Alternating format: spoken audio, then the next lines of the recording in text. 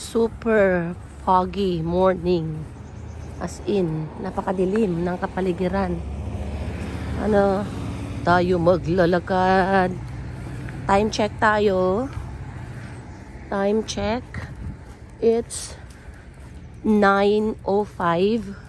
Pero sobrang foggy, as in. Ang dilim. 'Di ba? Yung parang malala nyo sa mga videos sa mga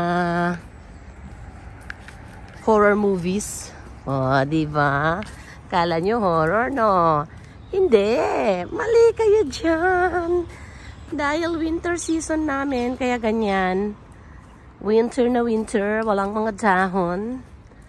Walang mga dahon, walang mga tao sa park. Kasi, first day in the morning, ang ating first work ay ilakad ang ating ilakad ang ating dog. So, normally, kahit na anong panahon pa yan, hindi mo makakasalubong yung 30 minutes walk with the Lily, the happy dog.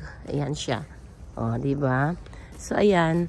So, dito sa park na ito, may mga tao, pero hindi lang Look at that. Ang mga ibon. Ayun, mga ibon. Kalapati, ayan. Siguro nagtataka din sila nung nangyayari sa kapaligiran kasi sobrang foggy niya. As in, ang dilim. Ayan, tignan nyo, oh. Oh. Ayan yung aming park for today. As in talaga siya. Halos hindi na magkakakitaan yung mga tao. Siguro sa kalsada, sasabihin na lang nila na zero visibility. Oh, ito siya, zero visibility. Oo, so yan. Napaka-foggy niya, oh. As in, ang dilim-dilim. Parang yung pang-horror na movies talaga.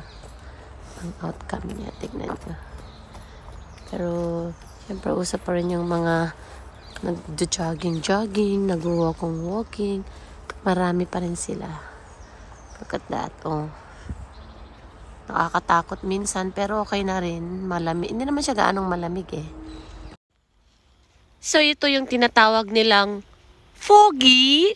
Pero hindi siya nakaka-inlove, ah. Nakakasipon siya, di ba? Foggy. It's foggy. So, ayun. Super duper, pero kailangan pa rin bumangon. Ayan, yung nakikita dyan ay yung daanan ng mga tram from all over Europe area, nearby places. Ayan, yan sila dumadaan. So, ayan, normal day para sa amin. Normal day, normal routine.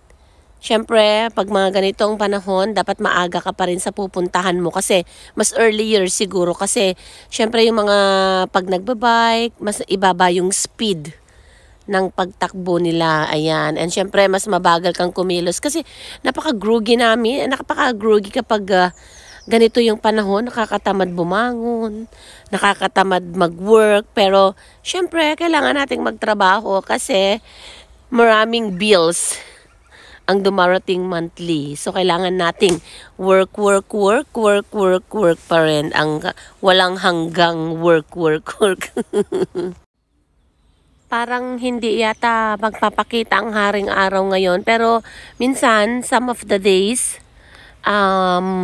kahit na ganito siya sa early morning, pero pagdating naman sa hapon, sumisilip naman yung haring araw. Medyo lumiliwanag siya. Pero, according sa news, sayang din ito. Parang bababa pa ang temperature. Kaya mas matindi, mas mahabang foggy sa sa Tagalog. Mas mahaba pag medyo madilim ang kapaligiran dahil sa dulot ng klima dito. Medyo wet yung yung sahig, kaya advisable na mag-ingat sa pagpamaneho, sa paglalakad-lakad, syempre. Pero, syempre dito, mga sapatos, ina-adjust din namin. Ay, di ba? Lahat dito kasi adjustable. Simula sa damit, sapatos, sasakyan na ginagamit. Kaya parang ano siya, parang every season nag-change. Dapat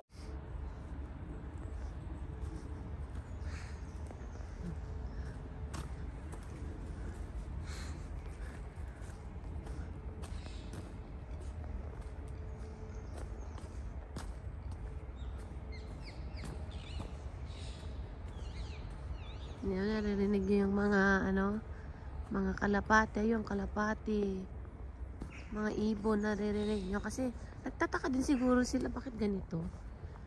Actually, hindi naman siya ganun kalamig talaga, pero tingnan nyo, oh, 'di ba? Parang may mga liwanag sa pelikula. May mga liwanag sa pelikula, 'di ba? 'Di ba, 'di ba? Ayan. Yes. Ayun. Kasi yung mga ibon kasi hindi masyadong malamig. Tingnan nyo naman, oh. Oh, 'di ba? 'Di ba? Walking lang. Ayan, walking lang. Ayan. Walking.